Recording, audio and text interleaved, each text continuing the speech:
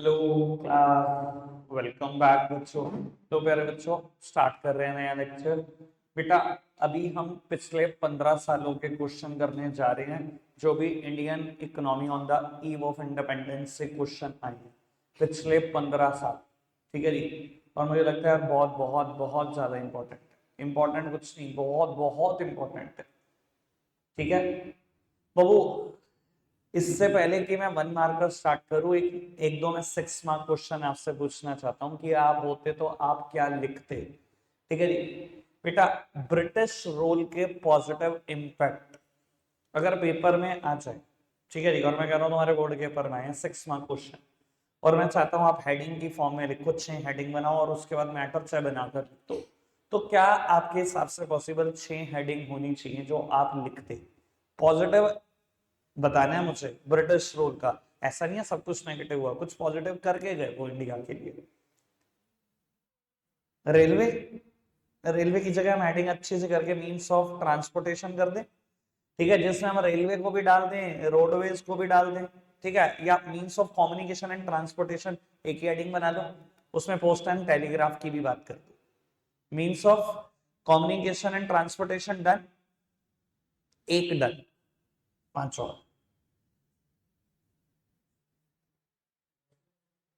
Commercialisation, ठीक है कह सकते हो, पर इतना अच्छा नहीं जितना सोचा मैंने। और बोर्ड के पेपर में क्वेश्चन है, कुछ तो सोचोगे ना वहां पर भी, तो यहीं सोच लो, वहां बच जाओगे सोचने से। तो ब्रिटिश रूल की पॉलिटिक्स नहीं समझ में आ रही।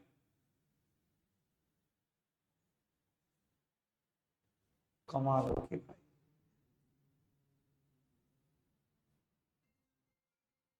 एजुकेशन के बारे में क्या ख्याल है आपका? उन्होंने एजुकेशन इंप्रूव करी कि नहीं करी?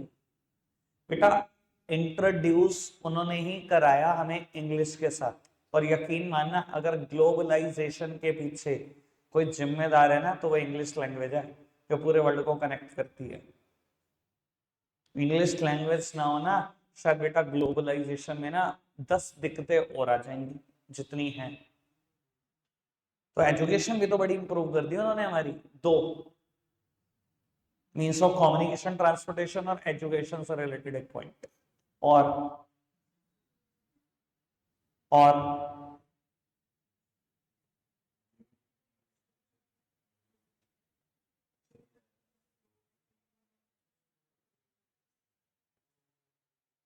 इतना अच्छा नहीं है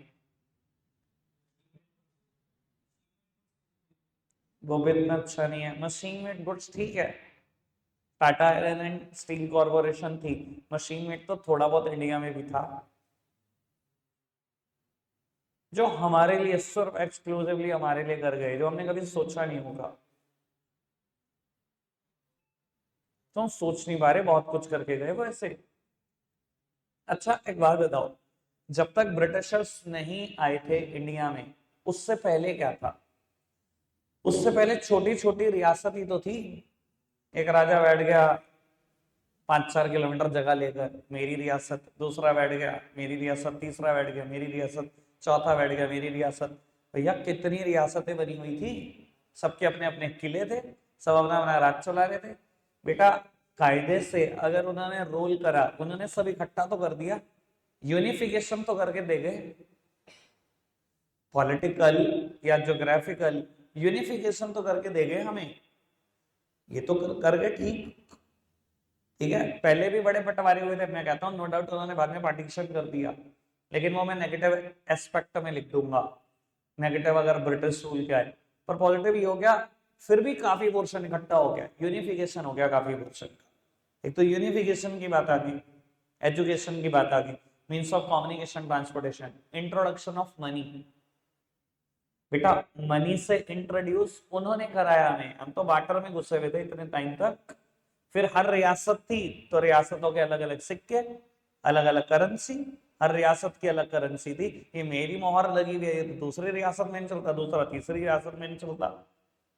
मनी से इंट्रोड्यूस उन्होंने कराया हमें, मॉनेटरी सिस्टम हमने उनसे सीखा। ठीक है, एडमिनिस्ट्रेशन किसने सिखाया? आज भी बेटा इंडिया कॉन्स्टिट्यूशन पढ़ लो, 90% चीजें कॉपीड है फ्रॉम ब्रिटेन। इंडिया के लॉ पढ़ लो, 90% कॉपीड है फ्रॉम ब्रिटेन। पढ़ोगे ही आगे बढ़ना है जिंदगी में, मुझे बताना बेटा मेरी बात कितनी सच थी।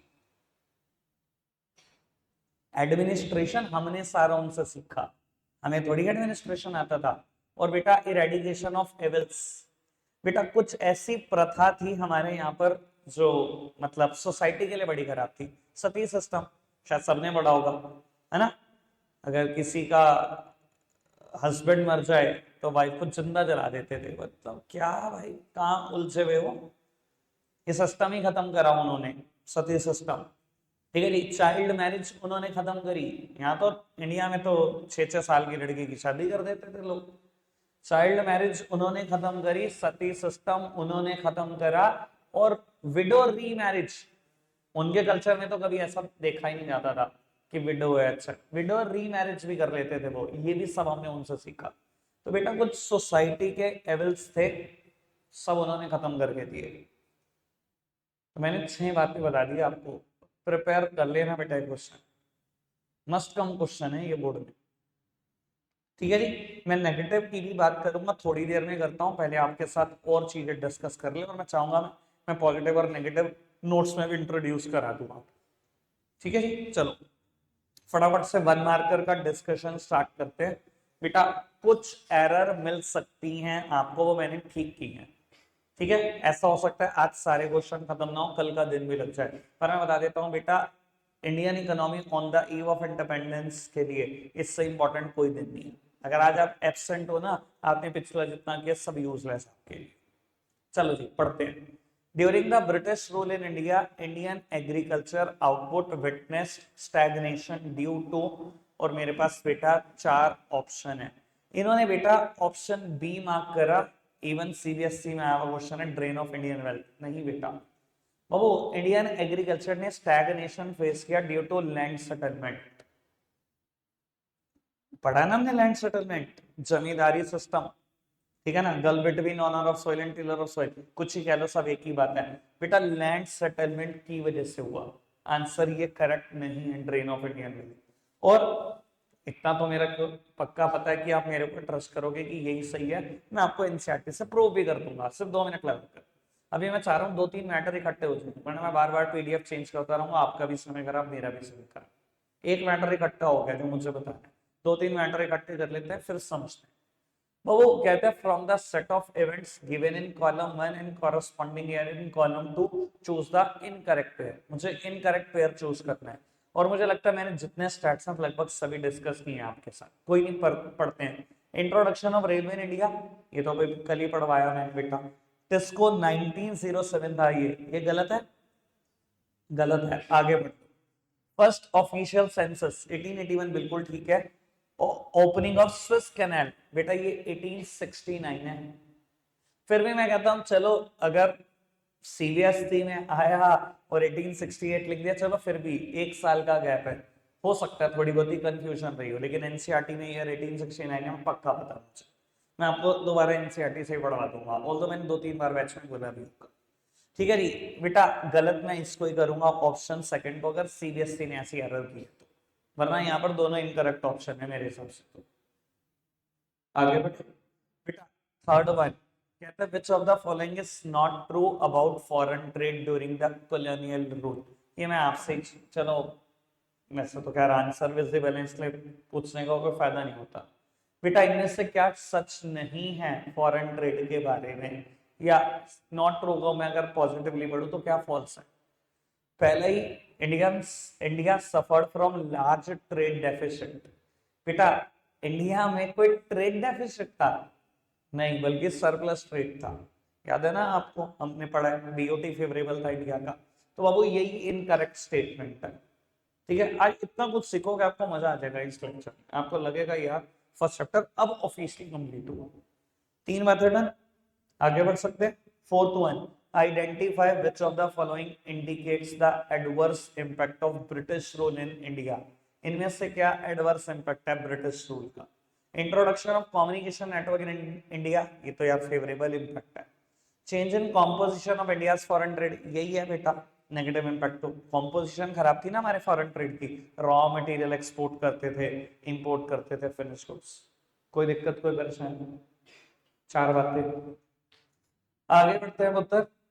बेटा फिफ्थ वन, खैर मुझे पढ़ाने की जरूरत नहीं है, आपको भी पता है किसने नेशनल इनकम और पर कैपिटा इनकम मेजर की थी और किसका मेजर सबसे एक्यूरेट माना जाता था। ठीक है यार, नोट्स में भी लिखा हुआ है डायरेक्ट क्वेश्चन।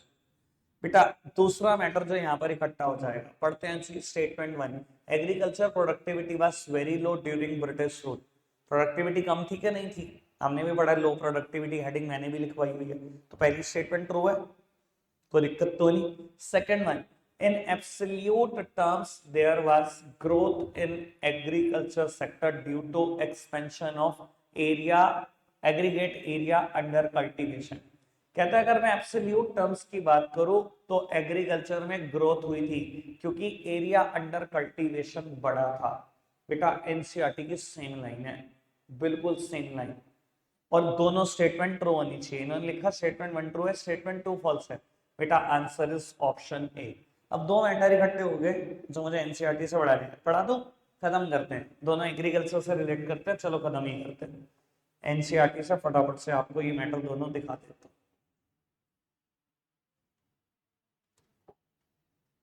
एक सेकंड दो बस मुझे।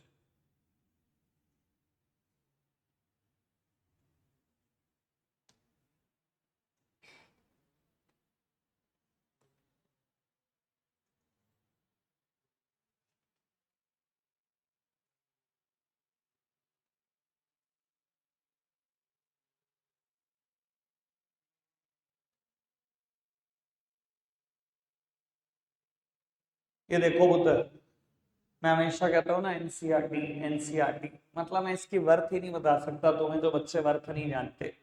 सर ये चल रहा है टॉपिक, मैं हमेशा कहता था बेटे ढंग से पढ़ लो, बेटे ढंग से पढ़ लो, तुम्हारा लेकिन पता नहीं।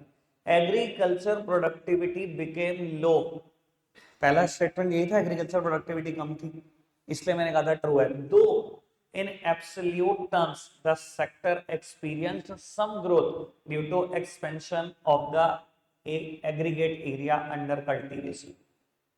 यही है ना स्टेटमेंट टू, स्टेटमेंट टू यही तो थी कि एरिया अंडर कल्टीवेशन बढ़ा था। यार मैं आपको एक बात बताता हूँ क्या कहने का मतलब है। मान लो इंडिया के पास 20 लाख करोड़ हेक्टेयर लैंड है, मान लो, मुझे नहीं पता कितनी है, एक आइडिया, ठीक है, और इसमें से हम यूज कर रहे थे सिर्फ 40%, मान लो 8 lakh crore hectare land before the British rule begin, हम इतना यूज कर रहे थे। कहता जब ब्रिटिश रूल शुरू हुआ वैसे तो एग्रीकल्चर प्रोडक्टिविटी गिरी, ठीक है, वैसे तो स्टैग्नेशन आया, वहां ग्रोथ नहीं थी, पर अगर देखा जाए, वो कहता है एब्सोल्यूट टर्म में देखो तो ग्रोथ भी हुई, क्यों, क्योंकि एरिया अंडर कल्टीवेशन बढ़ा। मान लो अगर उन्होंने 8 lakh crore hectare land use कर रहे थे इंडियंस, ब्रिटिशर्स ने बेटा फार्मर्स को चाहे कोड़े मार के लगाया हो काम पर काम पे तो लगा दिया था, और बेटा थोड़ा सा एरिया अंडर कल्टीवेशन बढ़ गया था। पहले अगर हम 8 लाख करोड़ हेक्टेयर लैंड को ही बेटा प्रोडक्टिव तौर पे इस्तेमाल कर रहे थे, बाकी 12 लाख करोड़ हेक्टेयर लैंड खाली पड़ी रहती थी, अब हमने 8 से 10 तो कर ही दिया था, तो एरिया अंडर कल्टीवेशन तो बड़ा ही बड़ा था। ये वो कहना चाहता है, समझ में आ रही है बात? दोनों बातें एनसीईआरटी से हो गई कंफर्म, तो वो तो दोनों स्टेटमेंट ट्रू है, समझ में आता है, आंसर गलत दिया हुआ है। दूसरी बात, जो मैंने पहला क्वेश्चन पढ़वाया, मैंने कहा था मैं वो भी पढ़वा दूंगा, ये पढ़ना एक minute. This stagnation in agriculture sector was caused mainly because of the various system of land settlement। इन्होंने आंसर क्या दिया, ड्रेन ऑफ इंडियन वेल्थ। भैया एनसीईआरटी की लाइन है, कैसे कह सकते हो आप ड्रेन ऑफ इंडियन वेल्थ? उसने ये तो पूछा था पहले क्वेश्चन में, एग्रीकल्चर सेक्टर में स्टैग्नेशन क्यों आया, ऑप्शन था ना लैंड सेटलमेंट, इतना हाईलाइटेड वर्ड है फिर भी आंसर गलत। क्या मैं क्लियर हूं अभी तक इस बात को लेकर? पक्की बात? आगे बढ़े बेटा। 17th सेंचुरी में कौन आया था इंडिया और उसने इंडिया से रिलेटेड क्या स्टेटमेंट दी थी? क्वेश्चन आया था सकता। 17th सेंचुरी में इंडिया कौन आया था और उसने क्या स्टेटमेंट दी थी? मैं बस टेबल ढूंढ रहा था यार, अगर मिल जाए तो ज्यादा बढ़िया। ये टेबल है 1.3। चलो पहले स्विस कैनाल का ही ईयर दिखा दूं आपको, ये देखना जी, स्विस कैनाल का ईयर टेबल नंबर 1.2 है वो। एक सेकेंड कहाँ है, बस ये देख लेते हैं, टेबल नंबर 1.2 यही है बेटा। फ्रेंच ट्रैवलर बर्नियर आया था और उसने इंडिया को बोला था रिचर देन इजिप्ट, इजिप्ट से ज्यादा रिचर है इंडिया। शुरू के 3 लाइनों में पढ़ जाएगा, एक मिनट पढ़ना है कि उसने क्या बोला।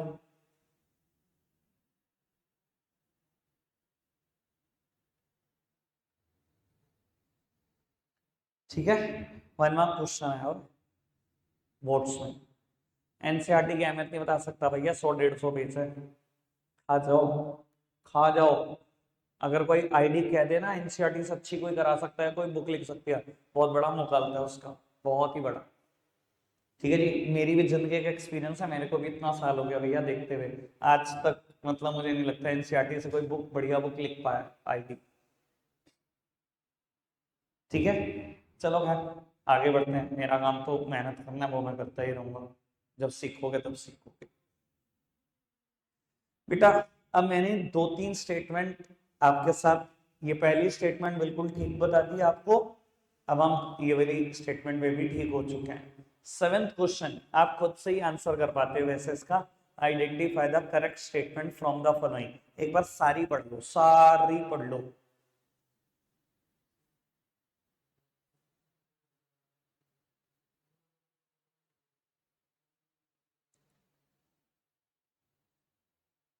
सारी पढ़ लो स्टेटमेंट।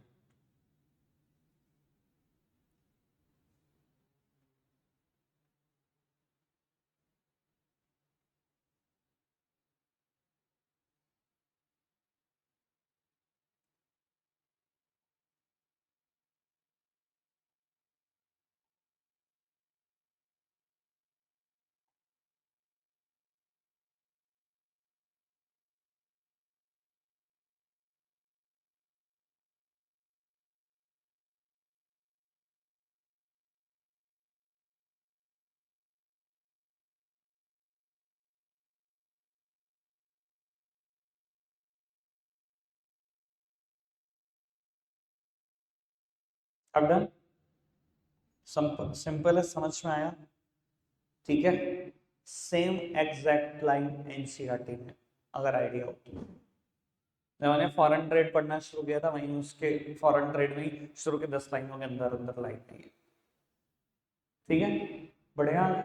चलो बेटा, 8th वन सो सिंपल, अभी मैंने कंफर्म भी किया, ये पहला क्वेश्चन जैसा क्वेश्चन है।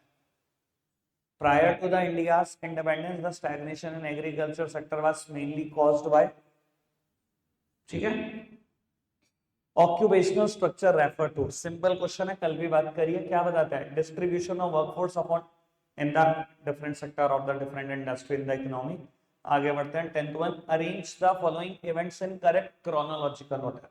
क्रोनोलॉजिकल ऑर्डर में लगाने हैं इवेंट, सर कैसे लगा पाओगे, ईयर याद होंगे तो लगा पाओगे। Year of great divide 1921, टेस्को 1907, introduction of railway in India 1850, opening of Suez canal 1869, यानी कि third fourth second first, third fourth second first D. बढ़िया आगे, अरे इतने टप्स पे कर लोगे तो मैं मानूंगा, मजा आ गया भैया, इससे पहले मुझे नहीं कुछ लग रहा। ठीक है जी, 11th क्वेश्चन, रीजन तो मैंने अभी पढ़ा है, ठीक है जी, असर्शन आप पढ़ दो फटाफट से। रीजन तो पढ़ा है ना 7th क्वेश्चन, बिल्कुल ट्रू है। इंडिया एक्सपोर्टर और इंपोर्टर इसलिए बना ना क्योंकि आपने ऐसी कंडीशन हमारे ऊपर लगाई, रेस्ट्रिक्टिव कंडीशंस। ओके, लग रहा होगा आज के लेक्चर की अहमियत है। अभी तो 3 मार्कर 4 मार्कर में आ जाओ, पैर नीचे से जमीन खिसक जाएगी, लगेगा यार पढ़ाई नहीं कुछ हमने तो चैप्टर में, सब कुछ पढ़ के लगेगा पढ़ाई कुछ नहीं था, ऐसे ऐसे कुछ समय हुए हैं। चलो खैर, इसलिए आईडी मुश्किल है, कहता था ना बेटा कि मैक्रो में 40 में 40 लाने वाले बहुत मिल जाएंगे। जिस दिन सीबीएसई बाइफर्केशन कर देगा ना कि मैक्रो में इतने नंबर आए और आईडी में इतने आए, उस दिन पता लगेगा बेटा कि नंबर कटते करें, अच्छे अच्छे को पता लग जाएगा। चलो जी, India entered in dash stage of demographic transition after the year 1921। Second stage of transition में हम एंटर करे थे, जिसको ही तो हम ईयर ऑफ ग्रेट डिवाइड बोलते हैं, जिसके बाद इंडिया की पॉपुलेशन कभी नहीं गिरी। देखो बात बड़ी सिंपल सी है, सुन, मैंने आपको ना बताया था तीन तरीके की कैटेगरी होती है अगर मैं देशों की देखो तो। एक वो देश है जिसमें high birth rate, high death rate है, ठीक है। एक वो कैटेगरी है जहां हाई बर्थ रेट है, लो डेथ रेट है। इंडिया प्रेजेंटली यहां पर है, प्रेजेंटली इंडिया यहां पर है, ठीक है जी, कि बर्थ रेट रुक नहीं रहा, डेथ रेट रोका हुआ है, क्योंकि मेडिकल फैसिलिटी थोड़ी अच्छी हो गई है इंडिया में। और जो डेवलप्ड नेशन है वो इसी वजह से डेवलप्ड है, क्योंकि वहां बर्थ रेट बहुत कम है। बर्थ रेट कम होने की वजह से क्या है, डेवलप करना आसान है, पॉपुलेशन कम है, ठीक है जी, ना इतना पॉल्यूशन होता, ना इतनी भुखमरी है, ना इतनी पॉवर्टी है, ना इतना अनएम्प्लॉयमेंट है, कुछ नहीं है वहां दिक्कतें, तभी वो डेवलप हो जाते हैं। बेटा 1921 से पहले हम यहाँ पर थे, एक सिंपल सी छोटा सा चिकन पॉक्स जैसे डिजीज, डेडली डिजीज मानी जाती थी। एक छोटा सा फीवर डेडली माना जाता था कि बचा नहीं पाएगी। अब हमारी इसलिए पॉपुलेशन गिरती रहती थी, बढ़ती रहती थी, गिरती रहती थी, बढ़ती रहती थी, डेथ रेट ही बहुत ज्यादा था। समझ रहे हैं, 1921 से हम यहाँ थे, हम सेकंड स्टेज ऑफ ट्रांजिशन में एंटर करें 1921 में, इसके बाद हमारी पॉपुलेशन नहीं गिरी। क्यों? क्योंकि बर्थ डेथ रेट कम हो गया और बर्थ रेट बढ़ता ही रहा। ठीक है ना जी, कोई दिक्कत कोई परेशानी तो नहीं। वैसे एनसीईआरटी में भी लिखा हुआ था what second stage of transition, ये मैंने आपको बताया था, इस बार बताया था कि नहीं बताया था? बढ़े आगे, चलो चलो बेटा आगे बढ़ रहे हैं। डिफाइन इंफ्रा, डायरेक्ट क्वेश्चन है। ओपनिंग ऑफ डैश कैनाल, बिल्कुल डायरेक्ट क्वेश्चन है। ये देखो 15th क्वेश्चन बिल्कुल सोचेगा आपका, अभी पढ़वाया मैंने इसलिए पढ़वा दिया था। Name the French traveller who visited India during 17th century, how did he describe India. ठीक है, अगर इतनी मेहनत के बाद भी नंबर नहीं लाओगे ना, मुझे बहुत दुख होगा बेटा। चलो 18 16 तो पढ़ना, एक नंबर का क्वेश्चन, इंट्रोडक्शन में लिखवाया हुआ है चैप्टर के, ठीक है। ढाकाई मसलन, मलमल शाही, मलमल खास, आगे बढ़ो जी। बेटा पढ़ा हुआ है हमने, नोट्स में भी लिखा हुआ है, 17th क्वेश्चन सिंपल है बाबू। 18th किसी काम का नहीं, 19th किसी काम का नहीं, 20th किसी काम का नहीं है, तो डायरेक्ट डायरेक्ट क्वेश्चन सब कर लो क्या। बस मुझे लगता नहीं मुझे और कुछ पढ़ाना है, सेंसस कब आया और ये सब, ठीक है जी, ये क्वेश्चन तो डन हो गए 24 तक, ठीक है। अब मुझे बता दो ब्रिटिश रूल के नेगेटिव इम्पैक्ट क्या लिखोगे। ब्रिटिश रूल का नेगेटिव इम्पैक्ट आखिरी में बता देता हूं, अगर मेरे को टोटल 4 या 5 पॉइंट लिखने हैं तो आखिरी में पक्का लिख दूंगा पार्टीशन, कि उन्होंने हमारे देश का पार्टीशन कर दिया, सबसे बड़ा नेगेटिव जो जाते जाते कर गए वो। उससे पहले बहुत कुछ किया उन्होंने, वो बताओ भैया। और पूरा चैप्टर पढ़ लोगे ना तो मुझे लगता है 20 पॉइंट बता दोगे, और अगर 5 ना बता पाए ना तो चुल्लू भर पानी हाथ बेटा भर ही लेना हाथ में, बोलो। एग्जैक्टली exactly, चलो ठीक है। ब्रिटिश रूल में एक नेगेटिव ये, वो हमारा हैंडीक्राफ्ट डिस्ट्रॉय कर दिया, हमारी प्राइड खत्म कर दी उन्होंने, बहुत बढ़िया। और क्या चीज बेटा, हमारे सारे नेचुरल रिसोर्सेज उन्होंने एक्सप्लॉइट करे और बेटा ठाटा के अपने देश ले गए, बहुत बढ़िया। और हाँ बिल्कुल, मोनोपोली कंट्रोल रखा फॉरेन ट्रेड पे। और मैं सब कुछ हाँ कर रहा हूँ, बोल नहीं पा रहे तो 20 हैं, पूरा चैप्टर बढ़िया, 20 बता दो, 4 नहीं बता पा रहे बेटा। एक पॉइंट चलो मैं बोल देता हूँ बाबू, उन्होंने ना बेटा हमारी सारी वेल्थ खा ली, सोने की चिड़िया बोले जाने वाला देश भी महंगा देश हो गया, यही करा उन्होंने हमारे साथ। अंदाजा है उस टाइम पर $1 ट्रिलियन इज लूटेड, $1 ट्रिलियन। और $1 ट्रिलियन में जेम्स और ज्वेल्स की बात नहीं कर रहा, कोहिनूर की बात नहीं कर रहा अभी मैं, भाई कोहिनूर हीरा तो सबने सुना है हिस्ट्री में, वो तो लूटा, खाली कोहिनूर थोड़ी लूटा, पता नहीं कितने जेम्स कितने ज्वेल्स लूटे, उसकी बात नहीं कर रहा हूं बेटा। इकोनॉमिक वेल्थ बिल्कुल ड्रेन कर दी। ये तो लिखोगे काम की बात है, इसके बिना तो नंबर नहीं मिलेगा जो मैं बात बोल रहा हूँ आपको।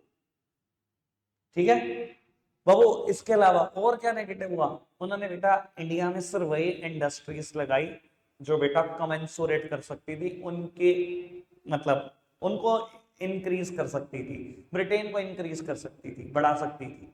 क्या किया उन्होंने बेटा? इंडिगो हमसे, ठीक है ना, रॉ सिल्क कॉटन हमसे, वहां कॉटन क्लॉथ बन रहे हैं, वुलन क्लॉथ बन रहे हैं, बेचे जा रहे हैं दूसरे देशों को, हमारे देशों को लूटी जा रहे हैं बेटा। उन्होंने हमारी वेल्थ का कहाँ नहीं इस्तेमाल किया? एडमिनिस्ट्रेशन में, वॉर्स में, मतलब पूरा ही लूटा। एक्सपोर्टर बनाकर रख दिया, सारे नेचुरल रिसोर्सेज खराब कर दिए, इंपोर्टर बनाकर रख दिया फिनिश गुड्स का। ये सब उन्होंने ही किया है। इतना कुछ लिखना है आपको? मेरा को लगता है पूरे नंबर है। ठीक है जी। इसके अलावा उन्होंने बेटा सारे इंडियंस को वो माइनिंग साइट्स में भी काम कराया। उन्होंने माइनिंग में बहुत इन्वेस्ट किया है बेटा, इतनी लेबर उन्होंने माइनिंग में इन्वेस्ट की है ना हमारी बेटा। एक तो खतरनाक खतरनाक साइट में काम कराना विदाउट सेफ्टी मेजर्स, और अगर कोई मर भी जाए तो कुछ नहीं, उनको कोई फर्क नहीं, जितने मर्जी इंडियंस मर जाए, कितने मरे हैं। और बेटा लेबर के तौर पे क्या देते थे? वही मिनिमम वेज लेबर, चाहे आप खतरनाक से खतरनाक साइट में काम कर रहे हो, चाहे जान का जोखिम डाल रहे हो, कुछ नहीं, कोई सेफ्टी मेजर नहीं था आपके पास। ठीक करते थे ना, कोई दिक्कत नहीं। आगे बढ़ जाए आप। क्लियर है मैंने जितनी बातें बोली? चलो जी बढ़ाते हैं बात को आगे। 3 मार्क क्वेश्चन, 3 मार्क क्वेश्चन तो पढ़ते भैया मेरे को झटका लग गया था कसम से। मैंने कहा मैंने इतना कुछ करा दिया, कुछ आया ही नहीं, आया ही नहीं है। मतलब बहुत सोचने वाला मुद्दा है ये।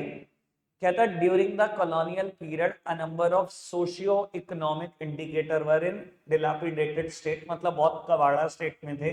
List any 3 such indicator that led to the worsening of India's demographic profile. मुझे 3 इंडिकेटर बताने हैं जिससे पता लगे कि इंडिया की डेमोग्राफिक प्रोफाइल बहुत वर्स्ट चल रही थी। तीनों नोट्स के लिख सकते हो, एनसीईआरटी के लिख सकते हो। इन्फेंट मोर्टेलिटी रेट हमने बढ़ाया, लिटरेसी रेट भी हमने बढ़ाया, बर्थ रेट, डेथ रेट, ठीक है ना जी, लाइफ एक्सपेक्टेंसी, सब कुछ पढ़ा एनसीईआरटी में लिखा, चुपका दे। ठीक है आगे बढ़े। Second one, the pre independent India's occupational structure experienced growing regional variation, justify the above reason with valid explanation. बेटा इंडिया के इंडिपेंडेंस होने से पहले ऑक्यूपेशनल स्ट्रक्चर में रीजनल वेरिएशन आई थी। मुझे बताना है आई थी नहीं आई थी। अब बाबू देखो, अगर एनसीईआरटी पढ़ी थी पक्का आपको कुछ ना कुछ पता हो। मैंने तो कल ही पढ़वाया, मुझे वो नहीं सुनना 70 से 75% एग्रीकल्चर और 10% इंडस्ट्री और वो। मुझे तो रीजनल वेरिएशन पढ़ना है। पढ़ी थी एनसीईआरटी, आज पढ़वा दूंगा दोबारा नहीं।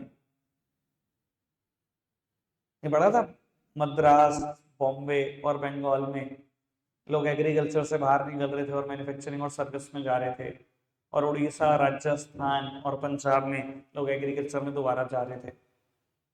ये पढ़ा था ऑक्यूपेशनल स्ट्रक्चर में? अगर ये पढ़ा था तो यही लिख लिया कि रीजनल वेरिएशन शो कर रहे हैं। कुछ रीजन से एग्रीकल्चर से लोग बाहर निकलना चाह रहे हैं, कुछ रीजन में डलना चाह रहे हैं। रीजन वाइज वेरिएशन ही तो है ये। और चलो अगर आपको ये ना भ्रम हो जाए कि ऐसा कुछ नहीं पढ़ा, तो चलो मैं एक बार दिखा देता हूँ एनसीईआरटी। अगेन इसकी अहमियत जितनी बोलूँ उतनी कम है। मैं आपको एक बात बता देता हूँ, बोर्ड्स के लिए तैयार रहना बेटा। जब सब पढ़ लोगे ना नोट्स का, उसके बाद ये बुक नहीं छोड़नी। अब से लेकर अगर 3 बार इसको करोगे तब जाकर मैं मानूंगा कि कुछ कर लिया आपने। ठीक है ना, तब जाकर आप समझ लेना बेटा। देखो ऊपर वाला मेहनत नहीं रखेगा आपकी, मुझे लगता है कि इसके बाद तो आप डिजर्व करते हो 80 आउट ऑफ 80।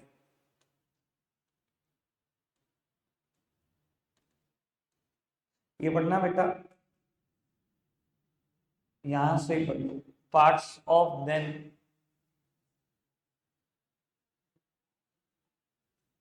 ये भी बात हो मद्रास, बॉम्बे और बंगाल वाली बात,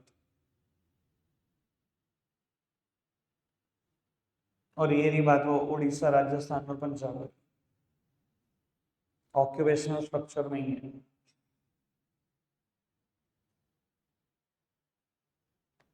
ठीक है, पक्की बात है, बुक में ही है, पढ़ी थी आपने वैसे, क्या पढ़ा था, देखना पड़ा था, पूरा पूरा दिन मैंने खराब करा, तुम्हारे सामने खोल के रखता है एनसीईआरटी, 10-10 मिनट दो टॉपिक पढ़ने के लिए, फिर भी तुम्हारे वही के यहाँ यही हाथ है। चलो खैर, ये देखो आंसर इन्होंने भी वही लिखा जो हमने बात करी। ठीक है, नेक्स्ट वन, अब बहुत बढ़िया क्वेश्चन आने जा रहा है। The zamindari system of land settlement was responsible for stagnation of Indian agriculture, explain. पूरा जमींदारी सिस्टम एक्सप्लेन कर देना, आपका आंसर तैयार है। हाँ हो सकता है, ऐसा क्यों नहीं हो सकता है 3 नंबर में आया हो, पर अगर एनसीईआरटी नहीं उतना लिमिट है, क्या लिखोगे अपनी तरफ से, इको में फेंकना नहीं, फेंकना नहीं है economics, to the point answer, काम बिजनेस स्टडीज का। आगे बढ़े, चलो यही तो हरक है बिजनेस स्टडीज और इसमें। Explain the various systems of collecting land revenue prevalent under the British rule. और बेटा एक्चुअली में 3 सिस्टम प्रेवलेंट थे, रूटवारी सिस्टम, महलवारी सिस्टम और जमींदारी सिस्टम। तीनों में फर्क होता है, थोड़ा सा मैं गाइड कर देता हूं आपको।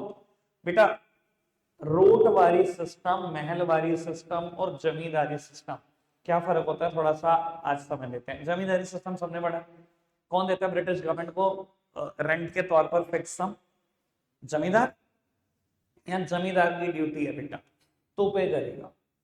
ठीक है बेटा, रोटवारी सिस्टम में कल्टीवेटर्स, टिलर्स ऑफ सॉइल या फार्मर, कुछ ही कह लो तीनों में से, इन्हीं की जिम्मेदारी है ब्रिटिश गवर्नमेंट को पे करने की रेंट। या जमींदार की जिम्मेदारी या फार्मर की ही जिम्मेदारी। और अगर आप महलवारी सिस्टम की बात करोगे बेटा, दोनों इक्वली रिस्पॉन्सिबल है, जमींदार चाहे तो जमींदार दे दे, फार्मर चाहे तो फार्मर दे दे, ये होते हैं तीनों सिस्टम, बस इतना सिंपल है। ठीक है, अब इसी को थोड़ा सा टेक्निकल भाषा में लिखना है, जैसा इन्होंने लिखा, पढ़वा देता हूँ। ठीक है, इन्होंने बेटा 2 सिस्टम लिखे, जब उसने आपसे वेरियस सिस्टम पूछा, तीनों लिखना, जमींदारी भी लिखना। ठीक है, पढ़ना जरा रोटवारी सिस्टम।